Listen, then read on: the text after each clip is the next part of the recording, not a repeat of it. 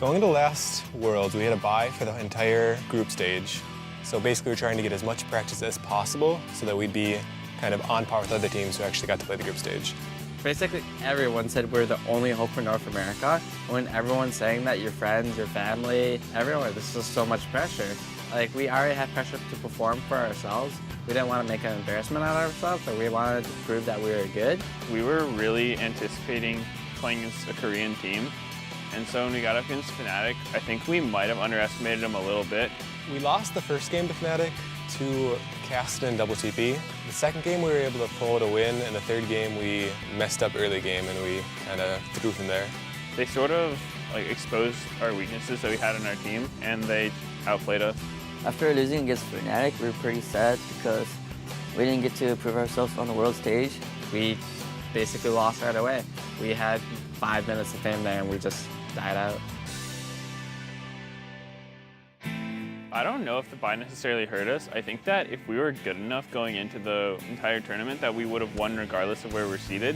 I think a lot of our own problems were our own problems. The bye didn't really matter. Even if we had a few days of extra practice on the stage, it wouldn't have actually made us play better. Fnatic definitely played very differently than we have had any experience with in NA. The international playstyle at Worlds, I would say it surprised me a lot. When we played Fnatic, that was our first time playing against an international team as a team together. Since then, we've just had a lot more opportunities to play against international teams, either in scrims and tournaments. Every time we played against other teams in Europe or anywhere else, we just kept getting better and better. When we went to All-Stars, we got to practice against SKT and other teams, and that helped us a lot. So we just have more experience with a lot of different kinds of play styles.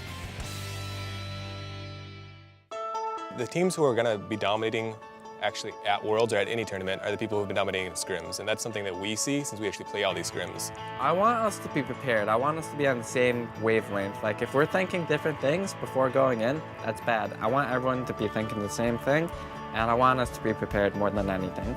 The Worlds mentality is really going to kick in once we actually make it into Worlds. At that point, we have to start looking forward and seeing what is our best strategy to come into Worlds prepared. I don't think we're the best team in the world by any means, but I think we can compete against them, and we have a little bit more ways to go to actually be able to compete against the best consistently. Our ideal North American playoff run would just be us playing our best for every round. Winning is extremely important, but also feeling like we actually are on top of our game is what I think would give us the best momentum to go to Worlds.